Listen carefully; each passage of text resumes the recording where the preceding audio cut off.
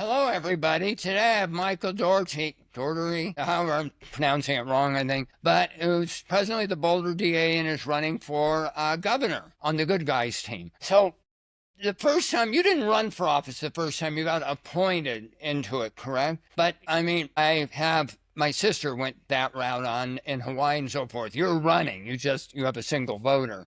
So what led you to go campaign for that to get in office the first time?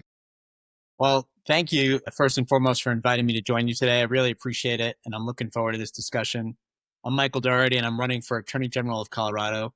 I'm really excited about the campaign because it's off to a strong start. I'm really passionate about the Attorney General's office, its role, its impact throughout Colorado, but also standing up and fighting against the Trump and Musk administration. Having worked at the Attorney General's office and been a trial attorney and leader throughout my entire career, deeply committed to that office and making sure that office serves all Coloradans. To answer your question, I was a prosecutor coming out of law school. I went to the Manhattan District Attorney's Office and I served there for 13 years. I started in the trial division, ended up specializing in sex crimes and homicides before actually being promoted to a position where I was overseeing 1,300 people. So when we think about the experience required to lead hundreds of attorneys, that's the experience I bring to the Attorney General's office if I have the honor of being elected. And leading those 1,300 people in the mission of doing justice day in and day out is something that I'm very passionate about having been a part of and that I want to bring back to the Attorney General's office here in Colorado. From the Manhattan DA's office, I moved from Brooklyn, New York to Boulder, Colorado to work for the Attorney General's office. So I've actually worked for the Attorney General's office in Colorado. I came out here actually to start a wrongful conviction project to identify individuals who've been wrongfully convicted of either murder, manslaughter, or sex assault. For example, that led to the exoneration of Robert Dewey out of Grand Junction. Mr. Dewey had served 18 years. Can you imagine? 18 years in state prison for murder he truly did not commit. We, through the use of DNA analysis, were able to exonerate him of that conviction, but also help with the successful identification, prosecution, and conviction of the actual killer, a guy named Douglas Thames, who's now in prison for that murder. And from there, All I was right, so sorry to cut you off, but we've got limited time and so forth. In your work as Boulder DA, what's the most unpopular thing you did? it's actually hard to think of one. When you're in my position, you're going to have decisions you make that don't always turn out the right way or that people may criticize. But we've been really dedicated to being transparent with the community and the media. We've communicated about why we've made every decision along the way. That was one of my commitments when I took office. Answer every email, answer every request, and never say no comment to the media. And 7 years later, I could tell you we've been successful in each one of those. I don't know if I would say unpopular. I think we've been entrusted with some really serious, horrific cases, and we've been able to, time and time again, secure the right outcome and secure justice for the victims and for community safety. We've also been successful in launching a lot of criminal justice reform programs. So Boulder County tends to have a very engaged community. I get a lot of feedback and input from the community that I have the honor of serving. They're very active in communication. Not every decision I make is received unanimously as the right one, but I don't it's hard for me to identify one that's been most unpopular. All right. What are the 2 to 3 giant things you're hoping to accomplish as Attorney General? So first and foremost, given the challenge we face right now with the Trump and Musk administration, it's standing up and fighting for Colorado and making sure that we win those fights in court. That takes two things. First, it takes trial experience. And if anyone tells you it doesn't, they haven't been a trial attorney or a leader. To be a leader, you really have to know what the job requires. And to me, as a district attorney, that's why I've continued to prosecute cases and handle trials myself, because I need to be able to direct the staff on what our priorities are and when the rule of law and evidence demands that we take action. That's what has to guide us in taking on Trump and Musk. It has to be based on principle and the rule of law, not based on politics or one's political interest. So that's the first one. The second one to me is restoring public safety for all Coloradans. We've had significant challenges with public safety over the last several years, including around gun violence, and having prosecuted the mass murder of King Soopers here in Boulder County. I've always been and always will be very passionate about vigorously prosecuting gun offenders, making sure we push for and enact sensible gun reforms, but also helping communities have gun safes and opportunities to make sure they're safely storing their weapons. Because so often the shootings we deal with, just generally speaking, throughout the metro area, or with stolen guns. So public safety is number two. And then the third one, I would say, there's a long list, but I would say third one would be environmental protection, making sure we have clear air and clean water for all Coloradans. And when I look at the Trump administration pulling back the role of the Environmental Protection Agency, the role of the AG's office is more important than ever in making sure we fight for our environment. And having led the investigation into the Marshall fires in Louisville, where that really damaged Louisville most severely, and recognizing that we're going to continue to see these disasters throughout the country with climate change and climate disasters happening more frequently, the environmental protection has to fall upon the states, and the Attorney General's office has the power to bring criminal actions as well as civil actions. And I know that from my experience overseeing the Environmental Crimes Unit when I was at the Attorney General's office years ago. And then I would add consumer protection and other areas as well, but those are my top three. All right. Well, new subject. What do you think is the biggest issues for public safety you'll face as the Attorney General? A couple things. First, many of your viewers won't know this, but the Attorney General is actually in charge of the Peace Officer Standard and Training Board, which means that if a police officer or sheriff's deputy is going through training, whether it be in Boulder County, La Plata County, or out in Grand Junction, all of those officers and sheriff's deputies are receiving the same training. It all flows from the Attorney General. So there's an opportunity for the Attorney General to help lift up police training and resources and support, and also lift up their performance and making sure that we're doing everything we can to hire and retain outstanding police officers. So that's number one, because that goes directly into public safety. Number two Now, is that police departments too, or just county sheriffs? sheriffs and police departments. So any sworn peace officer in the state of Colorado has gone through a post academy. Those academies are run by the Attorney General. So that's why having law enforcement and prosecution experience is absolutely key. And an Attorney General is going to help lead Colorado when it comes to public safety. How long is that training program? Good question. It varies between 24 to 26 weeks full time. So we're basically talking half a year. Correct. That's good. Yes, I agree. And it's an opportunity to really help shape policing in the state of Colorado. The second thing is making sure the legislature continues to consider public safety as a priority, making sure that criminal justice reforms, which I'm passionate about and I've been a leader on, are always geared towards also enhancing community safety. I think people falsely describe it as either criminal justice reform or community safety, as though they're separate choices. To me, they've always been intertwined.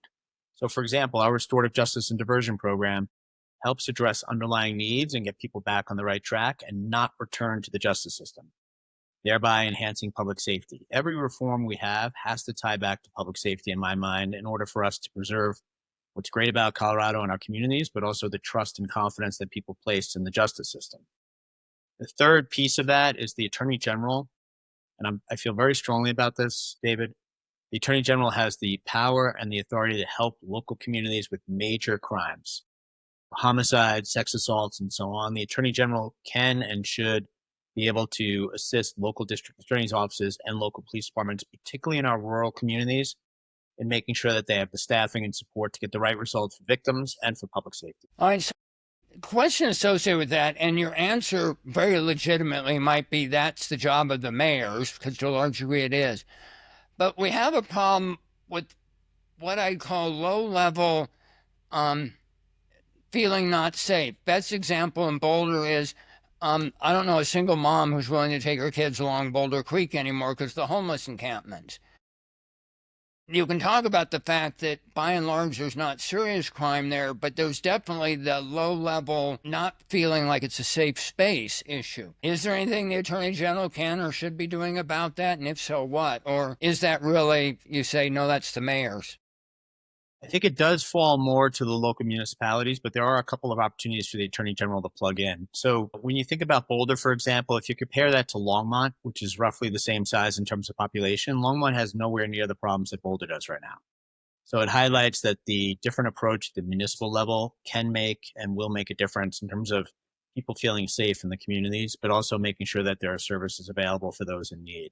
That's where the Attorney General can also help. As a state, we rank in the bottom 10 in the country in mental health treatment available for those who need it and substance abuse treatment available for those who need it. And as long as we're languishing in the bottom 10 in both of those categories, we're going to see people continue to suffer. Now, not everybody who's addicted to drugs or struggling with mental health issues ends up being homeless, of course, But so many people in the homeless community are struggling with exactly that: mental health disorders and or substance abuse disorders. They're usually coexisting because people with mental health disorders can at times self-medicate with controlled substances. So we need as a state to do things with Tabor and around Tabor to lift up the mental health resources and substance abuse resources that we have. We've done a lot of that in Boulder County. We started a harm reduction program out of my office. We've done a lot with programs in the courthouse and the jail, but people shouldn't have to hit the doors of the courthouse or the jail to get the help they need. That's where we can do a lot better. It also ties into another area where the Attorney General can and must play a role, which is affordable housing. I'm passionate about affordable housing. Just as one example, 70% of my staff, I oversee and lead an amazing staff of 120 people. 70% of them live outside Boulder County because they can't afford to live in Boulder County. So when I say affordable housing, I'm not just saying housing for the homeless. I'm saying housing for people who are working regular jobs, doing the work we need them to do, who cannot afford to live in the communities that they're serving. And where it ties into the Attorney General's office is something I did last year, which I partnered last year with Phil Weiser, the current Attorney General, to bring a civil action against the Boulder-based realty that was scamming, using hidden fees, deceptive fees, and withholding security deposits unlawfully, mostly focused at college students. Because when you think about it, college students are relatively transient, they move on. And if a college student complained loudly enough, they'd get their money back.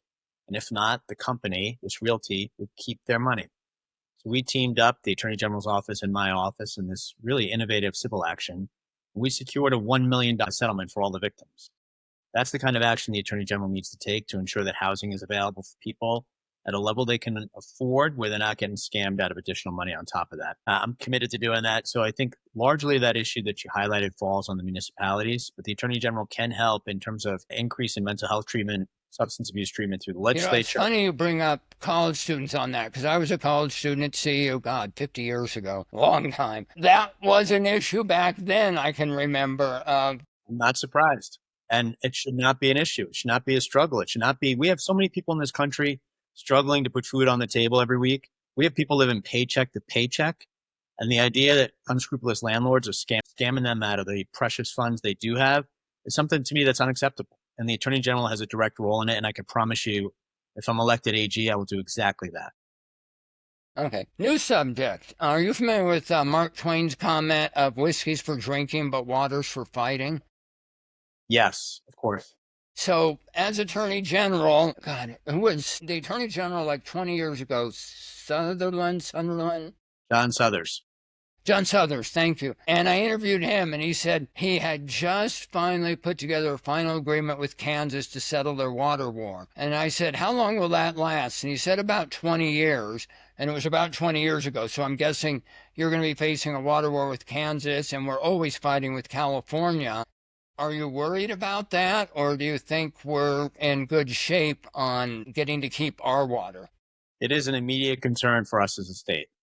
Water is the lifeblood of Colorado, and I have two worries about the near future for Colorado when it comes to water, and it's why I've been working on it quite some time. And I knew from working at the Attorney General's office and working at the leadership team, or with the leadership team at the AG's office when John Suthers was Attorney General, I know how important those fights are and how important it is for Colorado to be well represented by someone with trial experience and leadership experience when it comes to preserving our water.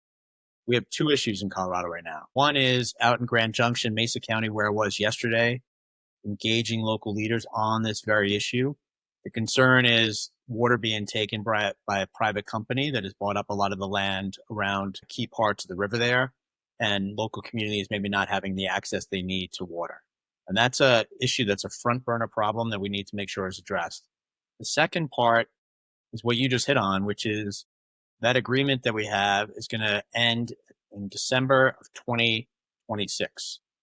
So right after, or right before I take office as Attorney General, this agreement will be ending. So right now we have 7 states, 2 countries, and 30 tribes trying to work out the agreement. And if it's not worked out, it's going to be litigated in court. So as Attorney General, we have to decide, do we have the best possible case for court, or should we be more incentivized to try to work this out between the many players between the upper basin and lower basin?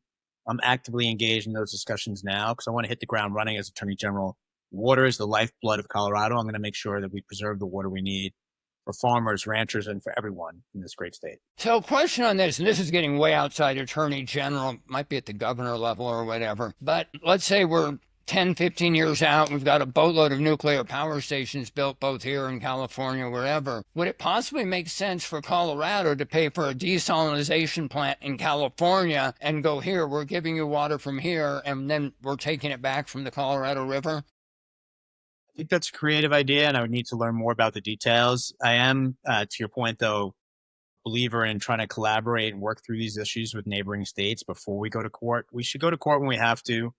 I go to court all the time, but we should only do that when it absolutely is called for. So I would always want to work with other states, whether it's on that particular issue or just water generally. I'd want to make sure that we're recognizing where our water levels are at, climate change and the effects it's having, and what it means for the future of the states out here in the West.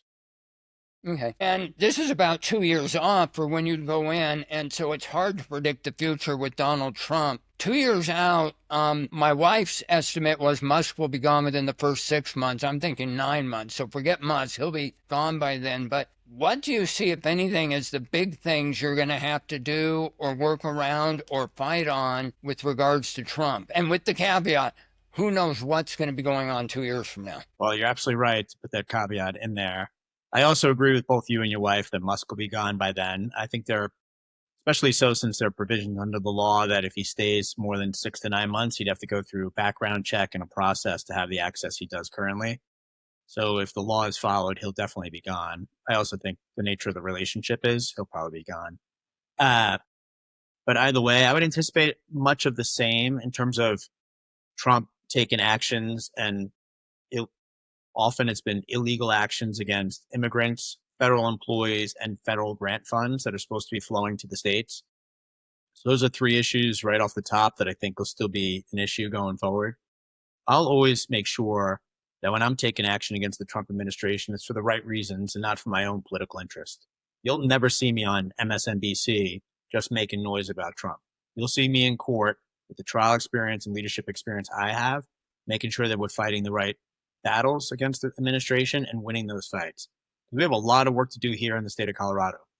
And when it comes to the 400 or so attorneys at the Attorney General's office, I have the obligation of setting the priorities for that office and making sure that we're pointed in the right direction. And that means fighting for all Coloradans all the time and making sure that we're doing the best we can for a better future for Colorado. So when it comes to Trump administration, I think immigration, federal grant funds, federal employees will all be things that we want to look at carefully.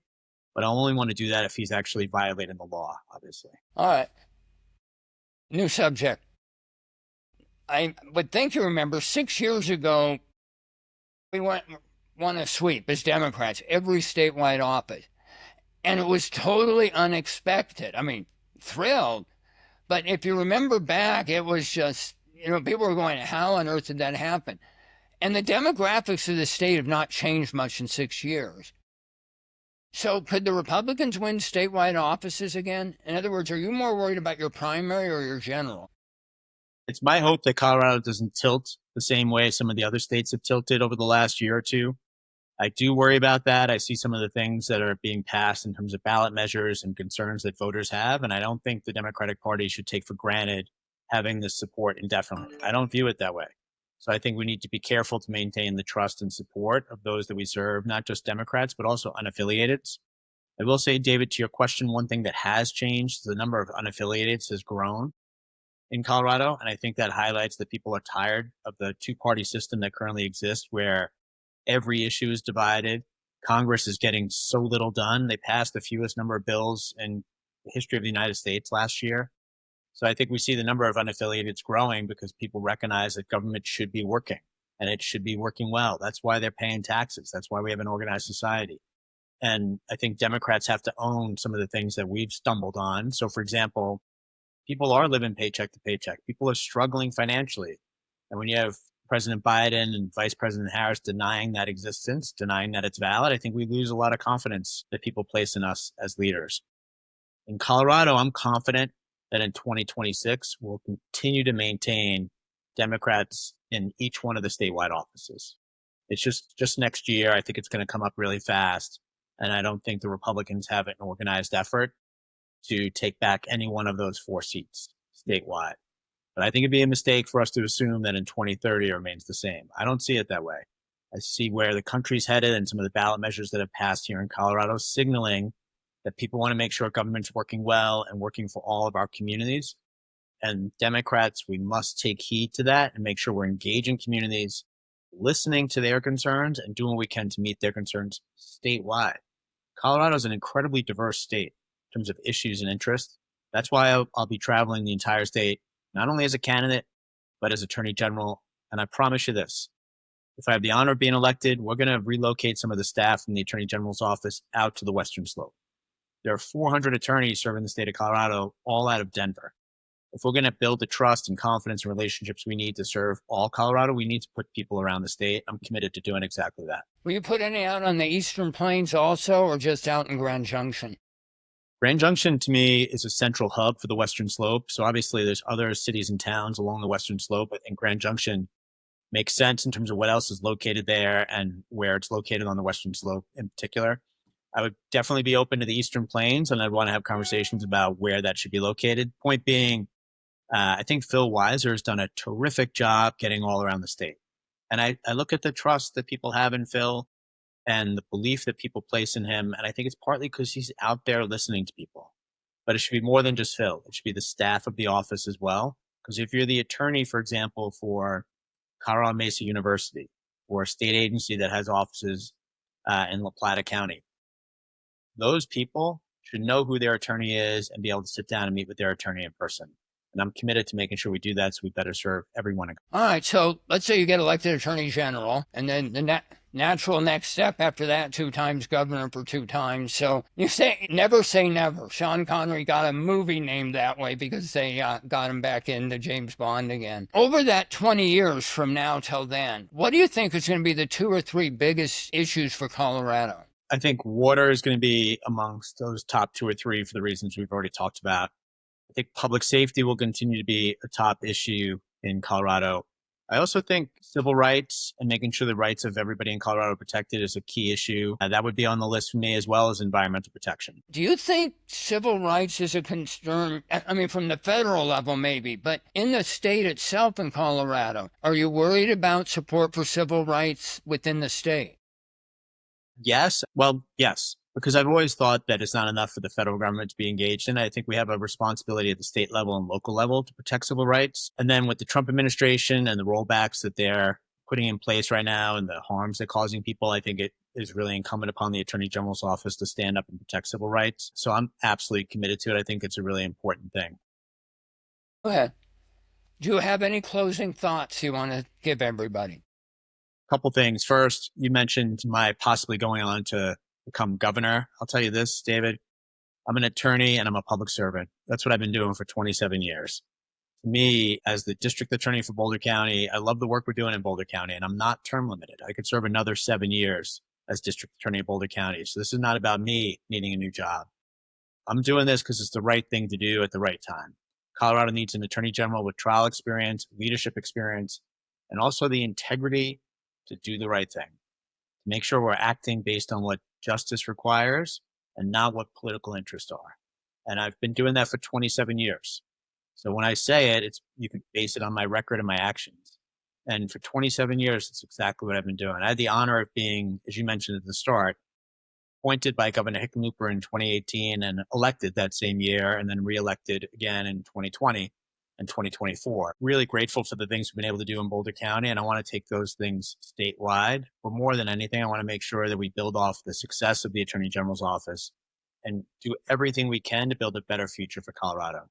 So I will stand up and fight against Trump and Musk, and I will win those fights in court because I have the experience to do it and I know how to get it done. But I also recognize that people in Colorado don't want just talking about Trump and Musk every day, all day.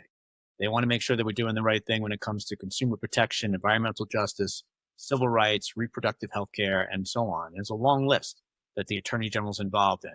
And I'm going to make sure that office is pointed in the right direction and doing the right thing. And I would encourage people to check out my website, michaelforag.com, or feel free to reach out to me. My email is michaeldougherty.co. Okay, no, thank you very much. And I will put both of those up with the video. That's Thank great. you again. Thanks for having me on. I really enjoyed it.